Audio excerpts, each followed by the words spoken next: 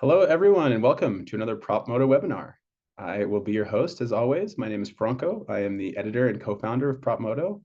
Today, we are going to be talking about modern occupancy metrics and workplace efficiency. I think it's no surprise to anyone that the entire office industry has kind of been stood on its head after the pandemic, and we're all kind of trying to figure out where the pieces are falling and what the future is going to hold. But I do know that there are some good signs of things getting better, right? I think the office is dead. I have not read an article that says the office is dead for a few months, and for a while there, I was reading one every day. So that is anecdotally a good sign. But I think, when you look at the leasing trends and just the overall kind of opinion about the office, I think we have all kind of seen that, they're here to stay. They do hold a place in the modern workforce, in the modern organization.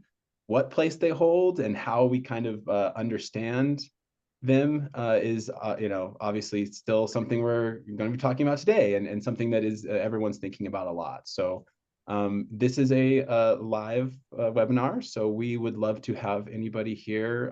Let us know where you're from, and the chat will be open. So if you have any questions, we're not going to lay time at the end. I would love for you to just drop them in, as we're talking about something, and if we can, we'll jump in and have that conversation as well. So thanks for being part of this, this entire production. So without further ado, I will intro our great panelist here. We have a last minute change. We have Linus Grazel. He's the co-founder and CIO of Occupancy. He's sitting in for Nick, the other co-founder, but you're the better one, right, Linus? I wouldn't say that. I hope I can do him justice. Well, great. Thanks for joining. We also have Sandra Panera, Director of Growth and Innovation at Occupancy. Hi, Sandra. Morning. Hello, thank you. We also have Kim Castle. She is a workplace technology expert at a little firm called CBRE. Hi, Kim. Hi, thanks for having me. And joining us again is Joe Amador. He's a man around the prop tech scene and CEO of Amador Consulting. Thanks for joining us again, Joe. Yeah, good to be with you, Franco, and all the panelists too. Well, first, I would just like to maybe talk a little about what everyone is seeing. All of you guys work with clients and are really, really steeped in the office industry. And I just kind of want to go around the horn and, get an idea for some trends that you're seeing and how this is all playing out. And I think particularly when it comes to the understanding of kind of space utilization, office utilization, right? And really maybe how that is developing in people's minds, right? How maybe occupiers and landlords are starting to think about utilization now that we don't have like a daily occupancy that everyone's kind of looking to see, who's coming in and who's not. Kim, I'd love you to start here. I know you work with this every day and think about this a lot. What are you kind of seeing in your work, with some of your clients? Yeah, happy to share. So we are actually at an interesting point in the year. We actually are just releasing our global workplace and occupancy insights report. It's an annual report that we have go out. And so we've seen trends happening since the beginning of COVID right up until today. And I think the biggest thing that we're seeing is that we're wanting to be able to measure effectiveness and not just efficiency of space. So I think that's one key thing. We all are, still working on measuring occupancy and utilization and what does that target sharing ratio look like. But we also are really trying to understand that density per person, density per square foot. And one of the biggest metrics that we're seeing is that occupancy and office vibrancy is what's really most important. And that's really only achieved when you have the right proportion of people to space. And so it's understanding that measure of people to space to make sure that space is vibrant, because that is also, as we all understand, is what's bringing people into the office. It's people that are bringing people into the office. So we're really seeing that like 67 to 100% of the seats need to be occupied in order for the space to feel vibrant.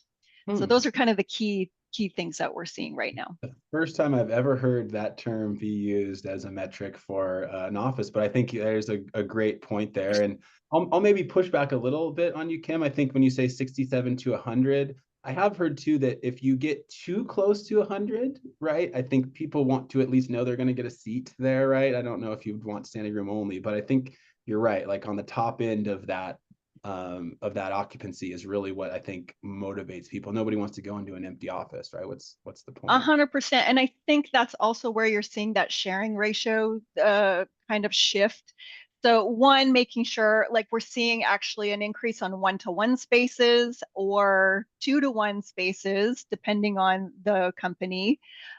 You're right. It's also looking at some days of the week, you're going to have those vibrant spaces. There are days where you're going to be over that capacity or over that occupancy, where you're going to have to rely on those ancillary spaces like additional conference rooms or work team rooms. But what we're seeing is also a shift in what we call me space to we space. And so I think that's how we're handling that shift of it being too full. Yeah, great. Super. I see a lot of heads nodding, so I'm looking forward to hearing what everybody else has to say. Easier said than done, obviously, right? Like getting 67% of people in a room, but yeah. Joe, you're kind of more on the tech side, but I am interested hearing of kind of what you're seeing and maybe how some of the your clients are really thinking about occupancy and understanding it in a better way. Yeah, I think two quick or big topics or big points to make there. On one hand, I think there is a thirst for more data, right? More data about how the space is being used, about how the space could be used, or the data about current use to inform the future use. And that's where occupancy sensors come into play. But there are cases where firms might not be ready to deploy occupancy sensors and might instead say, well, what data might we have? Badge data, badge in, badge out data.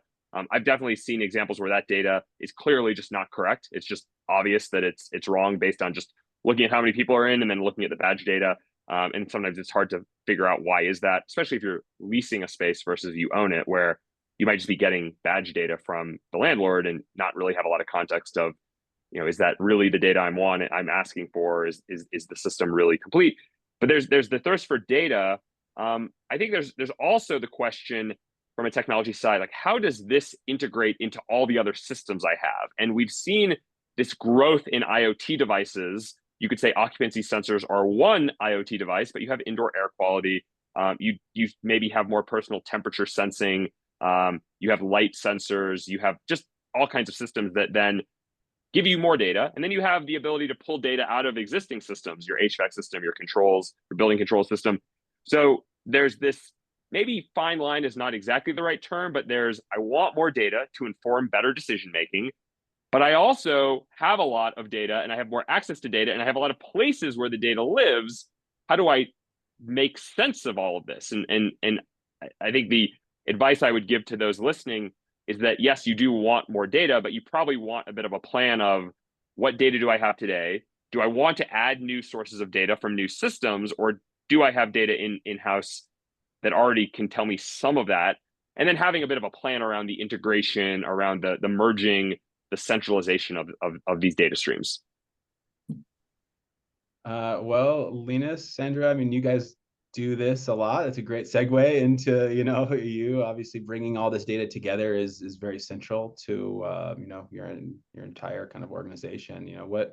Linus, maybe I'll just start with you. How is, what are you seeing about how people are kind of coming to terms with this data and bringing it into a way that they can understand? Absolutely. Joe and Kim both make some really good points there.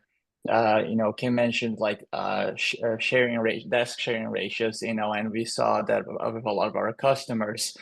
Sometimes they are using, marrying, sensor data with badge data and going up to like 3-to-1 sharing ratios, and slashing their underutilized spaces by 60 to 70%, which is just a huge save reduction.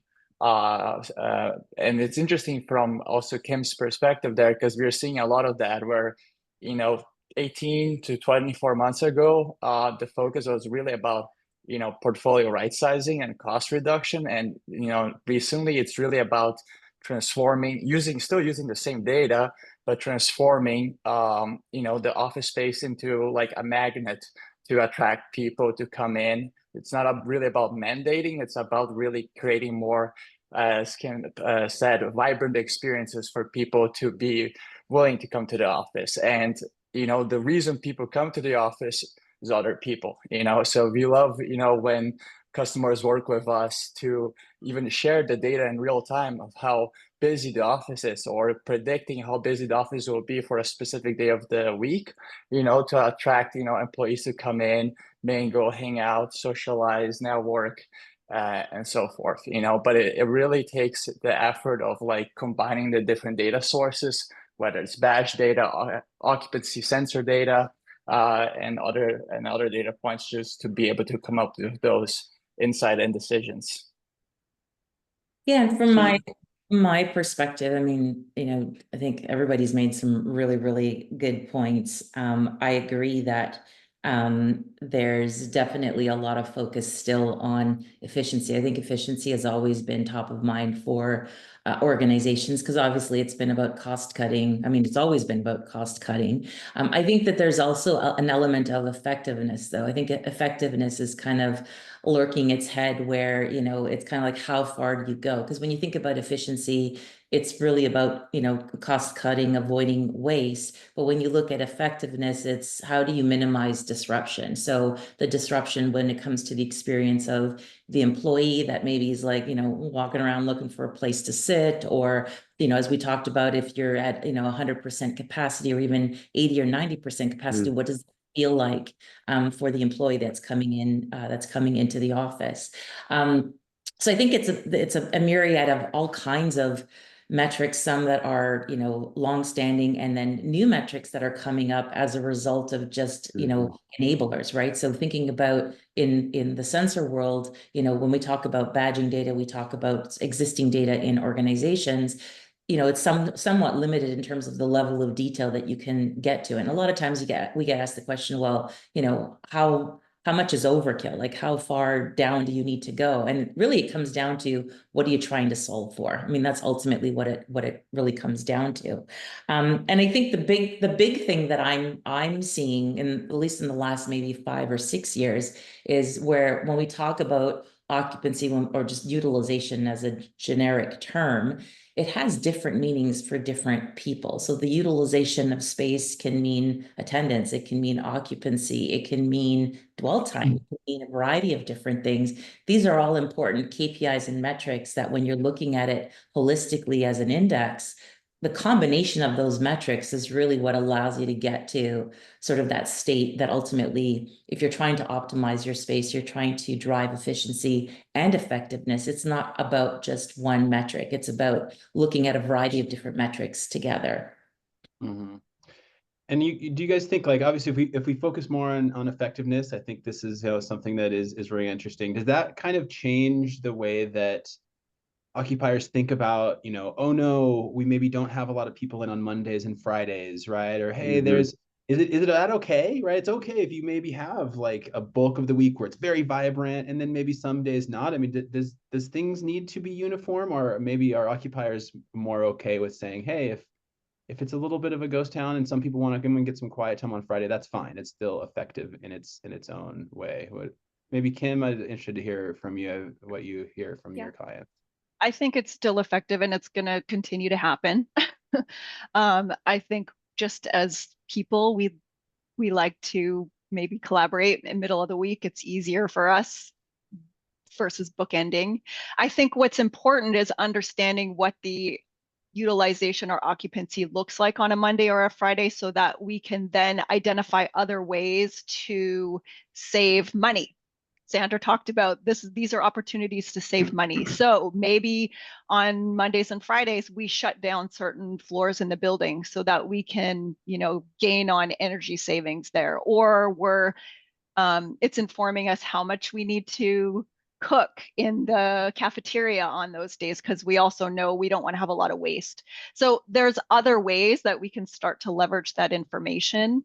I think one other metric that may not be easily measured through like a badge data or a sensor data, it's more understanding like where everybody plans to work and where they actually are working, obviously is through sensors and badge data, but is really presence awareness. So starting to understand, Sandra's going to be in the office on Monday, I have a meeting with Sandra on Monday, maybe it's a really good opportunity for me to actually go into the office and meet with Sandra face to face versus doing it through a Zoom call or remotely. So it's really starting to leverage those moments that matter so that we can be more effective and collaborate in person.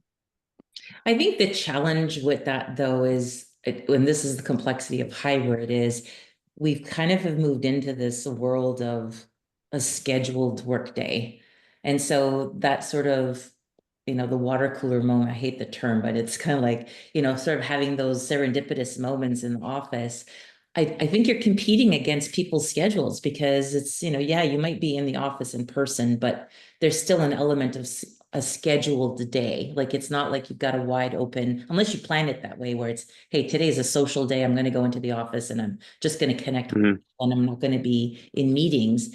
But I don't know how realistic that is and how feasible that is for people when, you have objectives and goals and things that you want to do. There's certainly value with connecting with people, but I don't know that it's one of those things that you just go to the office to, to collide with people the way that maybe we used to once upon a time. Yeah. Well, the other quick point to add isn't exactly a technology point. I know I'm here to kind of add the technology perspective, but when you look at different organizations, I mean, I talk to a lot of companies. There's a lot of different approaches the companies are taking to just how they want to work. There are some startups that everyone's remote because they have 10 people. There are some larger companies that are still very hybrid focused. There are some that want everyone in the office. We've definitely seen news articles about this, but there's a lot of companies that aren't in the news and they just take very different approaches. Everyone comes in on Tuesdays and Wednesdays. People don't come in. People always come in. And that is the first question before you get to what technology do I need? What data do I want to get from those technology solutions? And I think a lot of times articles, not PropMoto articles, but just articles in general talk about this technology solves your problem. But the problems are various and complex. It's so we don't need a one size fits all. The only thing I would just quickly add, sorry, Venus, is I think one of the things that has sort of been missing in this new hybrid way of working is just the resetting of expectations of what's expected. Like, how are you expected to work when you're in the office? How are you expected to work when you're at home? And if you all remember, I think we all remember, I mean, maybe I'm older than everybody else, but when we very first went from like having enclosed offices to working in open offices, if you recall, there were like rules of the road. We were given instructions on how we were to work in an open office. You should have a headset so you're not disturbing your neighbor, and like all of these like general tips and tricks. And those types of things are missing. And I think that's why there's a bit of a struggle for like embracing this hybrid model, because we're all trying to figure it out and we're looking for some guardrails on how should we behave in these different scenarios. So apologize, Linus, for no. I was just going to agree with Joe here that the breakout of teams and the types of teams that you have, where you have maybe a more engineering centered company or a more marketing and collaborative,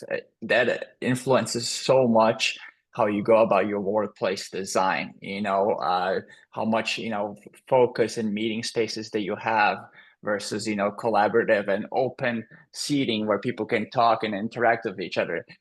We see that a lot. We ask all our customers to provide us as much as they want these kind of data points, because it really impacts how you're designing your spaces, and especially hybrid work, the breakout is very differently. I think what Kim was also alluding to earlier is like, are more engineers, coming, I don't know, 2 to 3 days a week versus the collaborative people coming closer to 4 or 5 days a week? What's that kind of breakout looking like?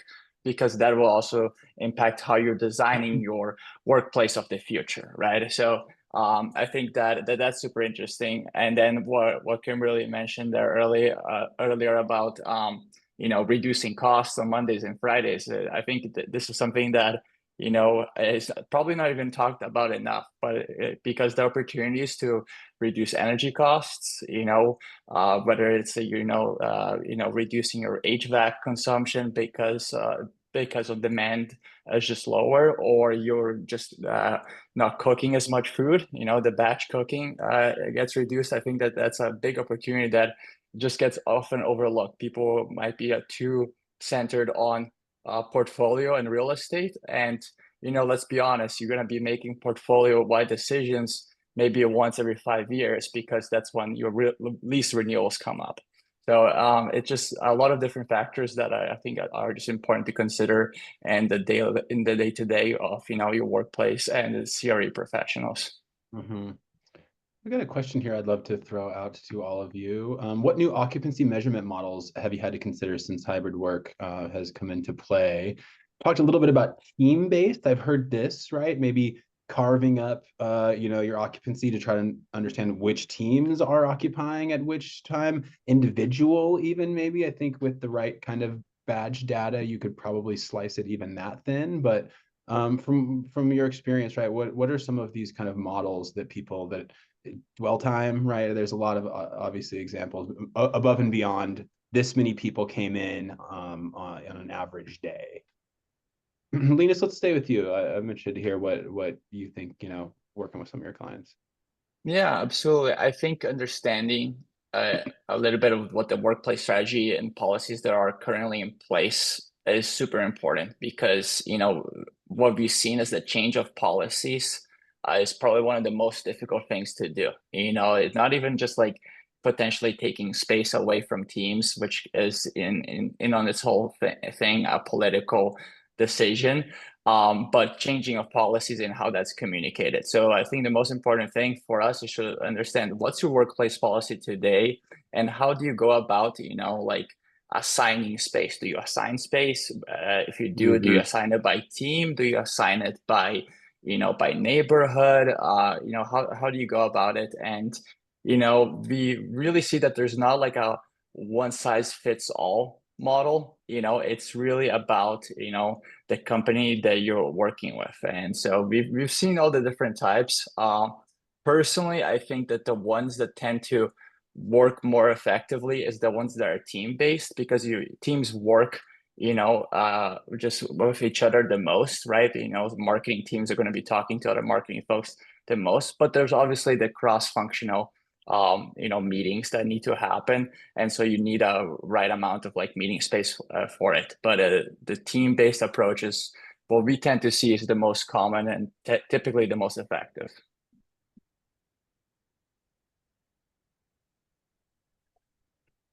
Yeah, I would add, there are different technologies that support different use cases. So I think if you are a buyer of, or if you want data about occupancy in your spaces and you're a buyer of technology to do that, knowing, is this desk occupied? Is this space densely populated or not, where there's a lot of open space and you don't necessarily need to know, is every desk occupied?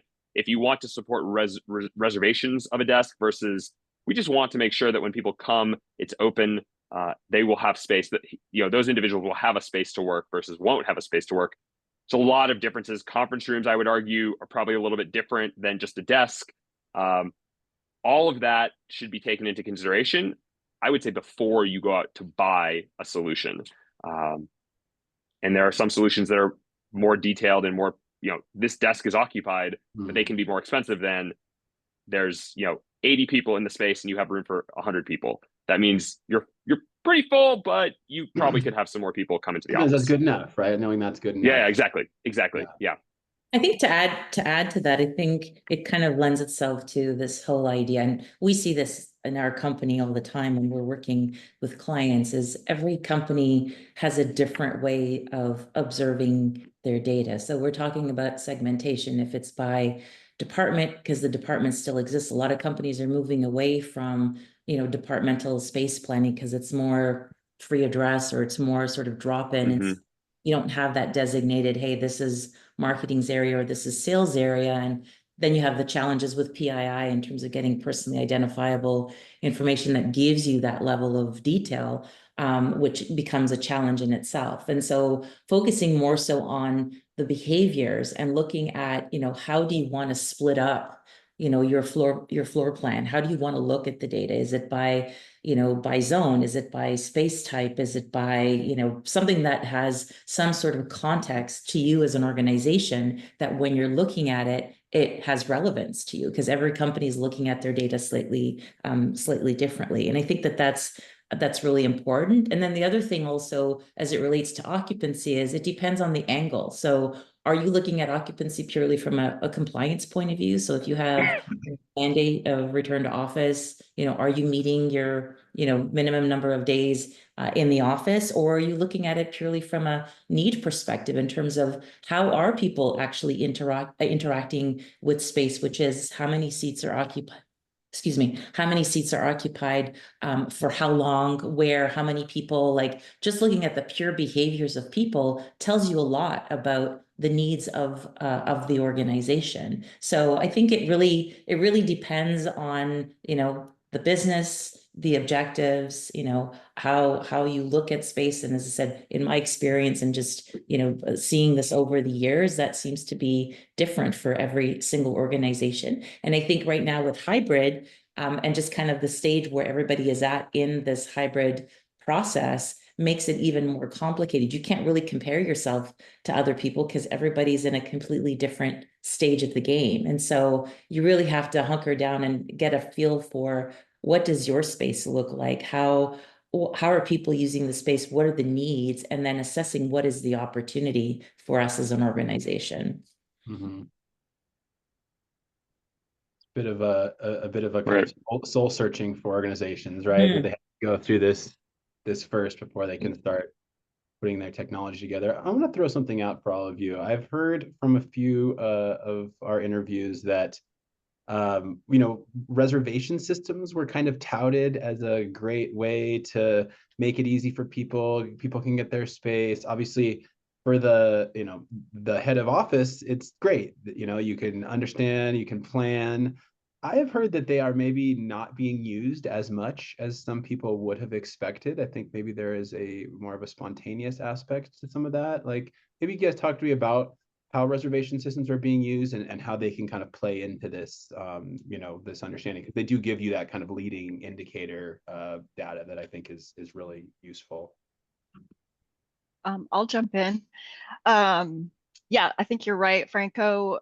Initially, especially over the last few years, lots of engagement in purchasing reservation systems. Just as you mentioned, we're seeing the same thing. Many of our clients not really using it to the extent or the what they had planned for it to provide the data that they need.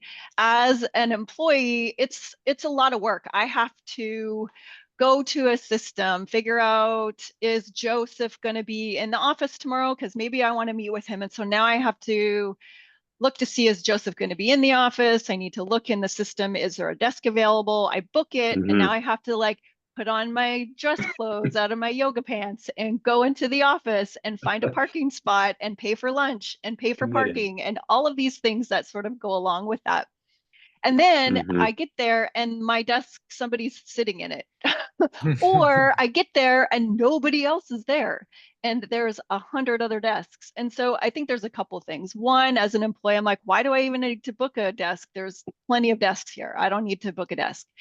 I think what we're starting to see is that's changing, especially in the last year or so. I think organizations have started to, as Linus had mentioned earlier, right size their portfolios. And so there is less space for us to have to book a desk in. So it is shrinking that footprint. And so now I'm going to be probably forced to book a desk. I want it to be seamless. I want it to be frictionless. So things like new tools that we're seeing come out. I know Microsoft made an announcement this week that Microsoft Places is available. They're going to be leveraging things like Copilot and AI to help us understand, oh, Joe's going to be in the office. Do you want to book a desk? Right. Click yes, and it does it automatically. It's kind of flipping the script. So I'm not having to be proactive. The system is prompting me based on information in my calendar and information about my activities in the day. And again, I think it goes back to that presence awareness. I want to know who's going to be in the office to decide if I want to be in the office. And so I think those are some of the things Right. about reservation tools. It's a great point. We have Yeah, I've seen, just to add to that, I mean, prior to the pandemic, so I've been in workplace strategy consulting for years, worked in many organizations that had booking systems long before the pandemic, and you never really saw more than 30% of people using the booking system, precisely because it's not a natural behavior. And people know, like, I mean, I'm guilty of it. When I used to go into the office, the occasional time, I'd just sit in the overflow space because it was just easier. And it was just, the way that I worked, that worked best for me. So, but it was always interesting to me is that you only got like maybe 35% ever in terms of bookings, but yet, people would come into the office and use the desks. And then when I switched over into the tech side and started using sensors and kind of marrying sensors up to booking systems, you'd see a lot of no-shows, but you'd also see a lot of squatters, which are people who don't have bookings, but are just using seats that there's no reservation against, which just indicates to Kimberly's point is that, you come in and you're like, you know what, there's a ton of spaces. Why am I going to sit in this dark corner? I'm going to go sit over there. So I will add this though. So in our 2024 survey, 46% of our clients are using a space reservation system. And in 2023, it was 24%. So it's almost doubled. So it's increasing again, as I mentioned, we're starting to see that shift happen. And so I think there's going to be a desire and maybe a need for it as we move forward. Yeah, I mean, obviously the utility is there, but I think maybe relying on it, like we have a listener that said, you have a client that made a decision to relocate from a space of 2,000 seats to 600 for 5,000 employees, using desk booking and access control to manage the space. Maybe there's a little bit of a peril to thinking like, well, everyone's just going to use the booking system, right? So we can shrink way, way down because we'll know exactly, and it sounds like from what I'm hearing, sure, booking systems have a place, but you can't expect 100% of the people coming in to do that, right? There's human nature, I think, is still the spontaneity of going in and not maybe booking a space. Do you guys agree with that? I think, yeah, and I think Sandra talked about the spontaneity of like being in the office. It's the same thing with even booking space. I also want to be able, what if I didn't book a desk and I'm there? I want to be able to easily book one. How can I either through a QR code or how can I easily check in or book a desk with, like, again, just very seamless and easy. I think the other thing too that, I mean, I don't think it's really talked about as much, probably because it's still a relatively new concept, is the idea of just having real-time data. I mean, booking data, badging data is historic, like it's stuff from the past that you're looking at it, or it's intentional data, but it's not what's actually happening right now. I've worked with clients in the past that have abandoned booking systems and opted for real-time data instead, because it removes a lot of the bottlenecks. So when you're booking, you're creating bottlenecks in some cases because it's based on intention, and then things change. Like the day of, something comes up, you ought not to go to the office, you don't cancel your desk reservation. And then, if somebody was planning to go in 3 weeks ago and they can't find a desk, well, then they make other plans. And so there's an element to, or there's value in terms of using real-time data that basically can guide people in terms of where they can find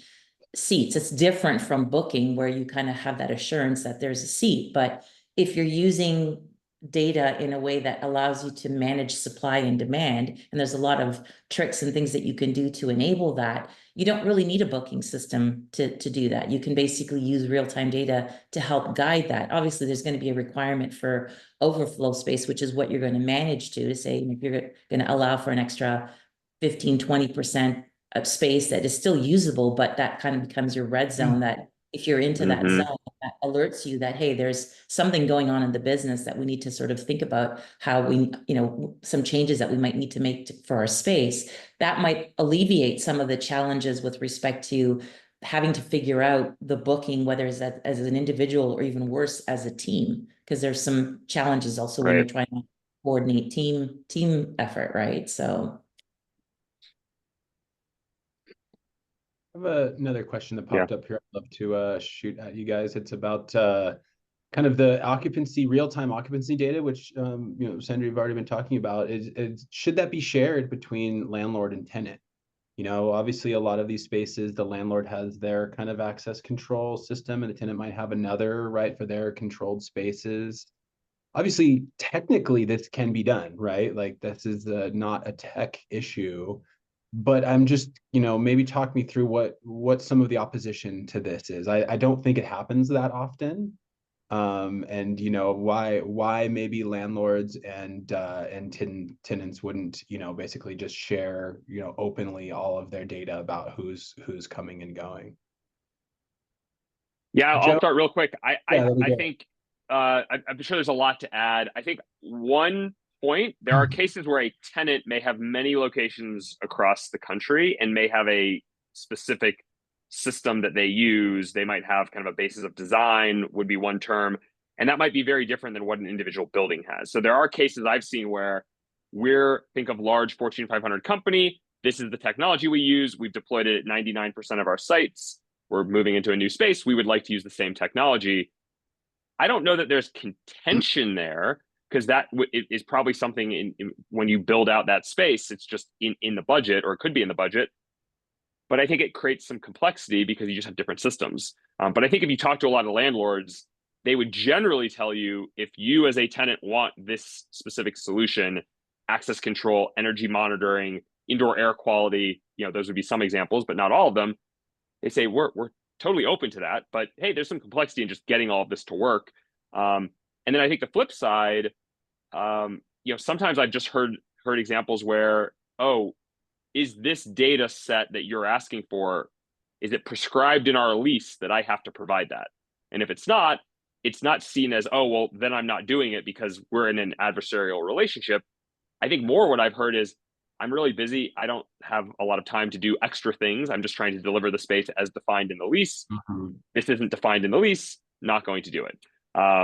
That said, a lot is negotiable before you sign your lease. So there are opportunities, I think, to ask and collect more information about it beforehand, right? Before the lease gets signed. I think the other, sorry, just to add to that, the other thing too is, at least in some of the older buildings, I'm not sure how the newer buildings that have newer systems is, especially when you're looking at, HVAC systems, lighting, those types of things, where they're putting systems like that track and monitor, that enable, optimization of those systems.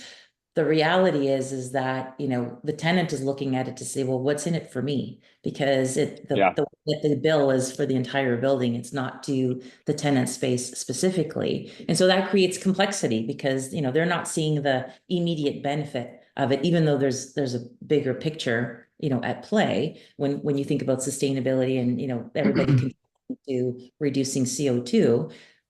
From a business perspective or as a tenant, it's kind of like, if I'm going to do this, I want to see immediate return. And if that's something that's not readily available to me, then I'm probably not going to be jumping on board with that right away. Right.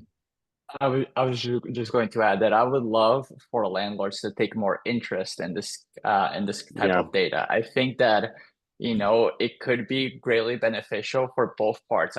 We know from the tenant side, but from the landlord side, if you can forecast lease renewal, based on this kind of data, I think that could be very powerful. It would reduce a lot of like drama around your renewal time. Is this tenant going to renew or not?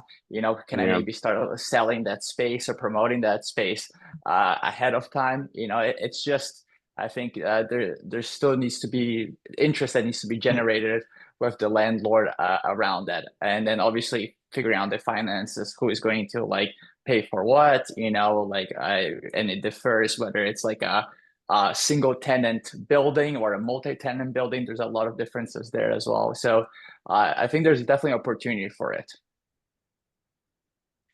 Yeah, what I have noticed from interviewing lots of landlords is there is a huge skew, right? That depending on how a building is owned, right? Some of these buildings are owned by a trust or by an asset manager. Yeah. And they are not really in the Mhm. business of doing any of that, right? They want to just passive income, collect checks. I think they generally are on the kind of B and lower, might be why we see so much so much interest in the kind of A plus and trophy, because those are usually owned by the organizations that really do have an arm that can work with tenants and Yeah.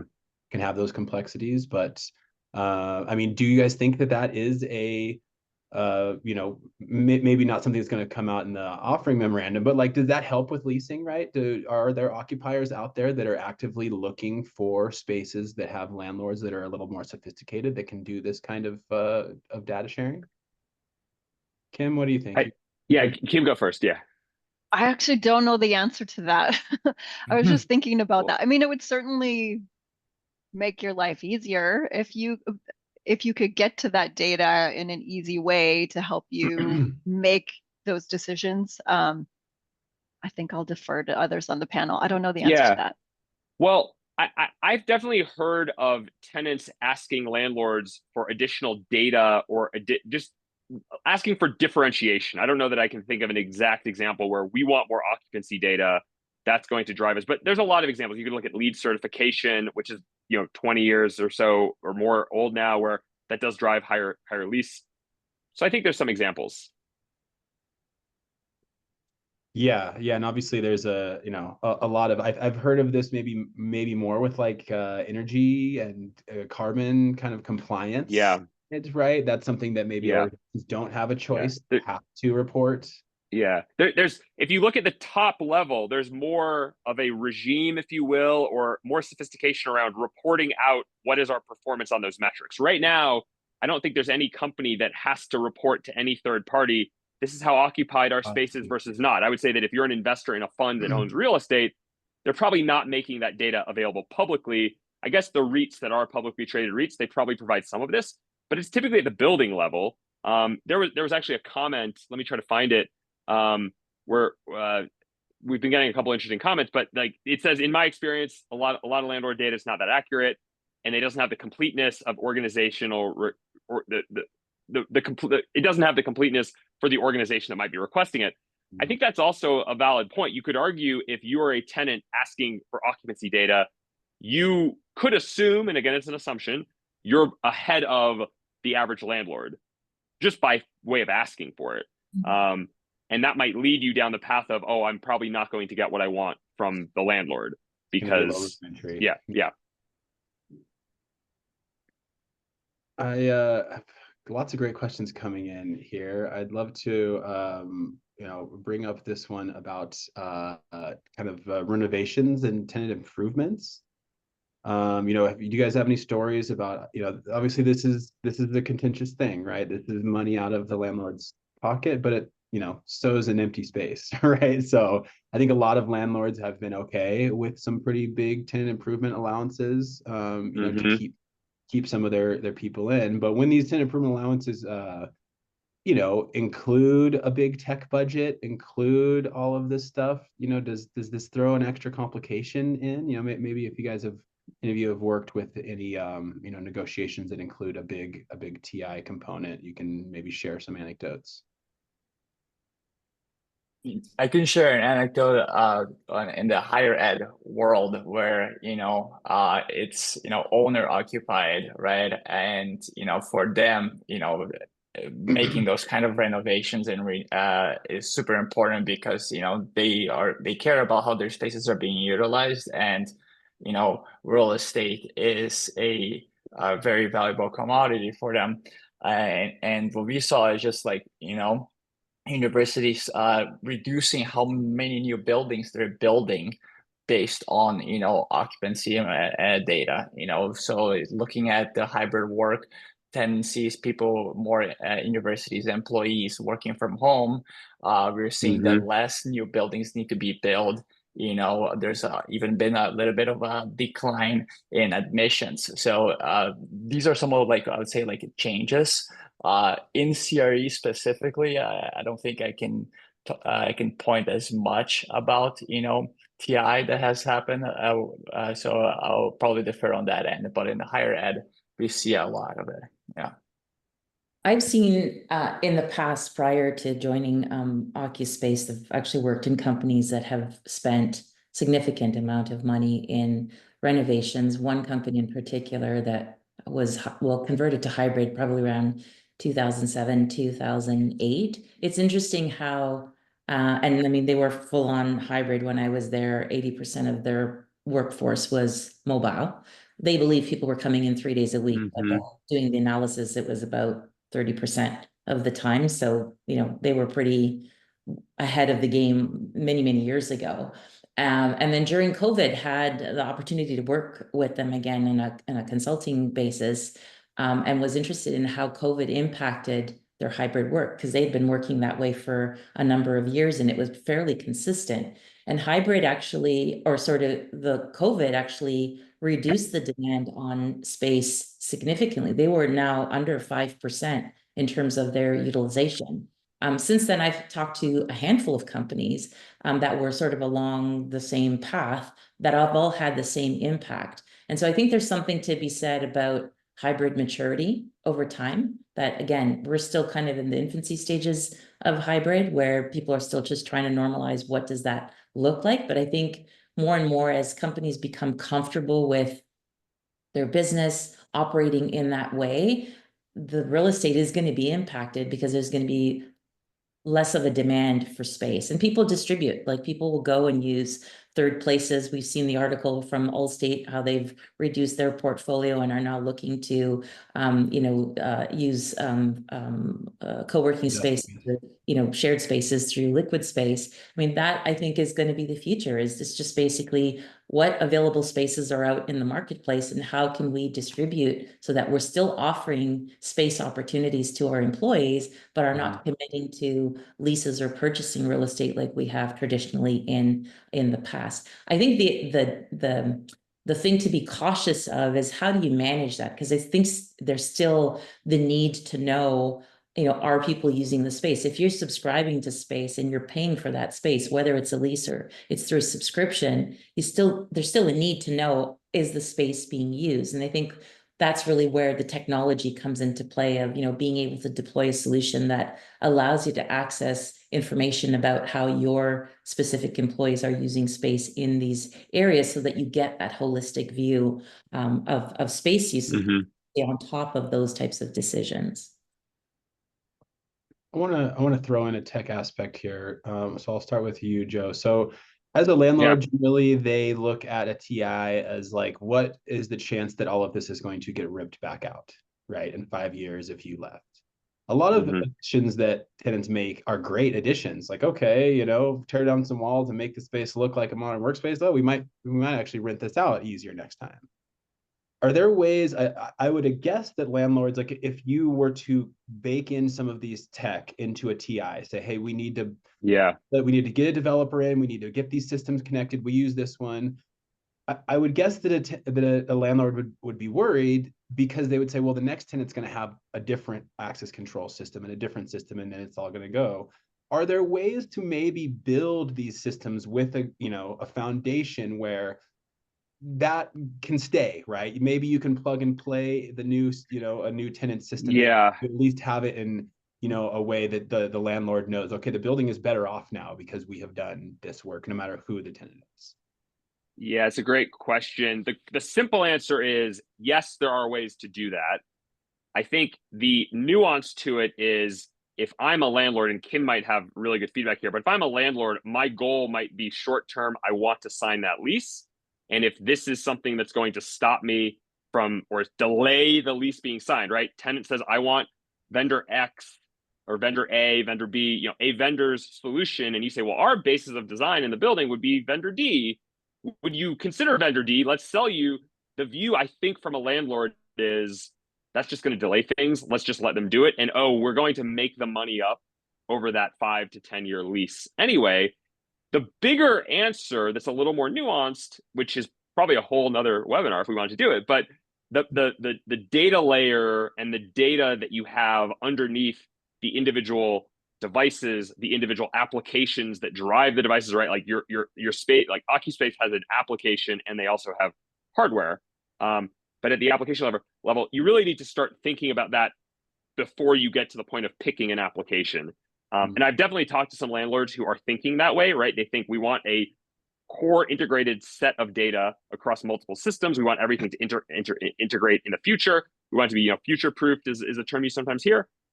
That's all very doable. I just think it's a bigger discussion than just occupancy sensing. You're going to have that discussion with an eye towards a lot more than just occupancy sensing data.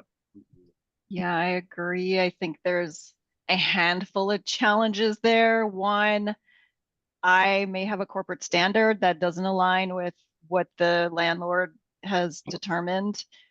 Two, what if that company or technology is obsolete or gone? Like we all know, there are many startups in this industry right now because this is such a hot topic and a hot, we recognize that. So we want to make sure it's a mature company that we're leveraging.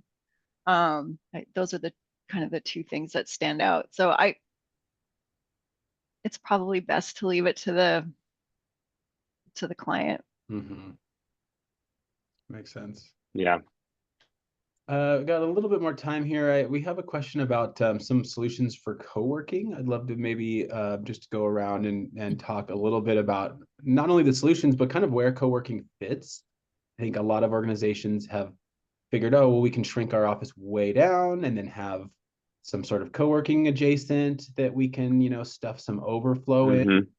But again, if you're looking at effectiveness and vibrancy, I don't think that's really, having 7 people kind of stuffed away in a co-working, desk isn't really maybe what I think a lot of organizations want. So maybe let's just talk generally about where co-working fits into an occupier strategy and how to maybe best put it in with all of the other space, so it's not this kind of stepchild that nobody, everybody kind of overlooks. Kim, let's start with you on this one. Yeah, I think one of the things that comes to mind is many people moved away from 30 minutes to an hour from their core home offices because they had the opportunity to work remotely. And so now if there's mandates or there's requirements for you to come back in the office, it might make it difficult to get back to that hub. And so in situations like that, I think co-working could be really useful because it's kind of like a hub and spoke type model where I can go into my co-working location, and that's not a huge investment for the company to now invest in additional real estate in my area. So I think that'd be one thing I would call out. So you're saying more like the co-working can work as a good kind of like satellite office. Exactly. Yeah. Maybe exactly. It doesn't need to be right there in your headquarter building. Maybe you don't need a space for that. It's probably better to have an office big enough to handle whoever needs to go, whoever wants to go to it. But yeah, maybe having some that is a little bit more convenient for people who live in, outside. If I'm like an hour or more away from the office, it might really deter me from wanting to go in, but maybe I do need to be in an office sometimes. Yeah. Sure. That's fascinating. Yeah, that's a good point. Anybody else want anything to add about kind of co-working and how it fits into occupier strategies or even the technology strategies, right? Because here's a whole nother piece of data that is coming from another vendor that you now have to fold in to understand what's going on. Yeah, I think the co-working adds a co-working approach. I shouldn't say the co-working, but a co-working approach adds more data from more sources. So there's complexity there. I would also argue there's probably going to be a lot of differences in how data is used by the co-working provider. Like a lot of cases, larger organizations that have more of a technology centricity or orientation will likely have better technology, whereas if you just need co-working in a small location where you don't have the opportunity or interest in getting an office, you just say, oh, you guys all get accounts or memberships at a co-working spot. You may get very little data out of that, but it may solve the core need you have of, we want this team of 5 in this location to be able to go somewhere and work and go somewhere and meet. So I think it adds another layer I think a lot of the points I made earlier of what's the core goal, what are you trying, what data do you need, what data do you have, what data do you need, what do you want to monitor that you aren't monitoring today? You put co-working in as another kind of scenario to ask those questions of. I think the other thing is, when going back to the original sort of theme that we were talking about around efficiency, is, looking at, potentially new KPIs, right? So, what's the cost per use, right? Looking at, well, you're not going to be using co-working space the same way that you would a traditional office. And so if you look at the frequency and you look at, how much time is spent there, and you compare that to, your whatever hourly costs, and you do a same comparison on a lease or an owned property, there might be some things that would be revealed as a result of doing that analysis that might drive the decision to include co-working in your strategy or not, depending on what you're anticipating the demand is going to be, right? Linus, anything to add there about, how do you guys fit co-working into your offering? Yeah, I think the interesting part is just a little bit about the marrying of all the data, because you're gonna have different data points depending on who your co-working, space provider is. You may have access or may not have access to certain data points. But I think the only thing to add here is just we typically see that the strategy for how you're going to go with portfolio wide deployment doesn't always translate to when you want to have co-working spaces, right? When you are leasing directly the space, you can pretty much determine, okay, this is what I'm going to use for my technology and my sensor approach, or whatever solutions they're gonna use, right? But once you're throwing in a co-working space which has absolutely its needs, you just are not going to have the same level of data. So it's just something that's important to be aware of, that like you're leasing co-working space from Liquid Space, for example, right? You might not have access to the data that you have in spaces that you're leasing yourself and that you're adding your own solutions to. Yeah, it definitely seems like we've heard a lot less of that being a solution for corporations. I think when the pandemic first came out, it was, oh yeah, we'll just throw everybody into co-working and save so much money. But yeah, I think when you look at, again, going back to the efficiency and vibrancy, not really creating the culture, doing all of the things that you kind of would hope a workplace would do for an organization, right? Having a place to work is nice, but there's also Starbucks and your desk at home and your couch and all of these other places. Right.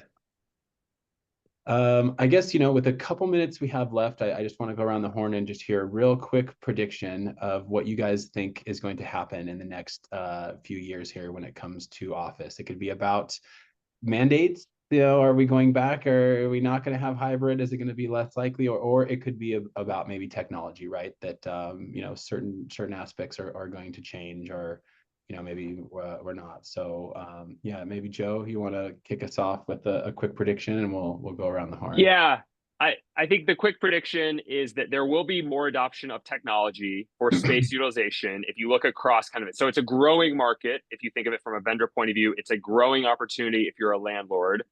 But I do not think that is up and to the right, if you will. I think it's a bit rocky. I think it's up and down. And I think you're going to find quite a bit of difference between different landlords or different owners of real estate in general, or occupiers and not. So, you could be in a city or in an industry where there's less adoption. You're not seeing a lot of growth. You could be in an industry where you're seeing a lot of growth. I think it'll all average out. There will be more over time, but it isn't a straight and up and to the right. The perfect growth path like everybody wanted. Yeah, exactly. Linus, how about you? You got a prediction for me?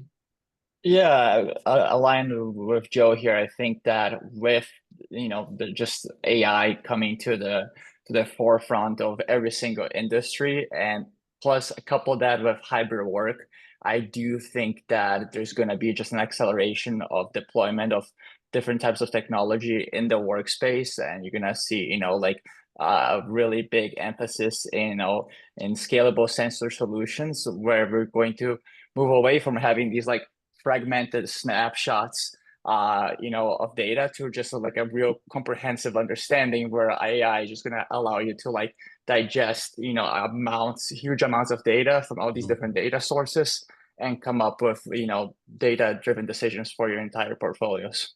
Absolutely. Kim, how about yourself? You got a prediction? You got to just on top of all that new data. What do you think is going to happen? Yeah, I think one of the main things we're seeing a shift in, and I think is going to change, is just really reconsidering the need for like true occupancy planning in the way that we've been doing it in the past, like tracking it in a CAFM or an IWMS system and having people's names to desk. We aren't doing traditional move management anymore. So I think there's going to be a shift leaning on things like sensors and reservation systems as a way to get that information, because it's dynamic and it's as Sandra mentioned, it's real time. Yep. All right, Sandra, bring us home. What's your prediction? So I think all the points that have been made are great. My mind is reeling right now. I think definitely we're going to be moving away from the limited scope sort of assessments and go in the direction of real time. But I also think with all the data, sources that are out there, all the things that we've talked about, that there's going to be a shift to more interoperability between different data sets, where today you have a lot of proprietary ecosystems. Everybody's trying to build, that single pane of glass, and there's more of a need for data to be collaborative in order for it to really drive value in organizations, because there's just so many elements to trying to solve all of these different problems that there isn't one solution that will do it all. And that's really going to require collaboration amongst the vendors to be able to bring that home. Sure. Or at least we'll do it all best of class, right? Everybody kind of seems to be good at one thing or the other. Well, great. It's been awesome. Thank you all so much. We went a little long. I apologize for that. If anybody would like to be connected with any of our great speakers here, please reach out to me. It's franco@propmoto.com. That's FRANCO @propmoto.com. Kim, Joe, Linus, Sandra, thank you guys so much. Have a great rest of the day. And yeah, it was fascinating. I really appreciate all of you. Thank you. Thanks for having us.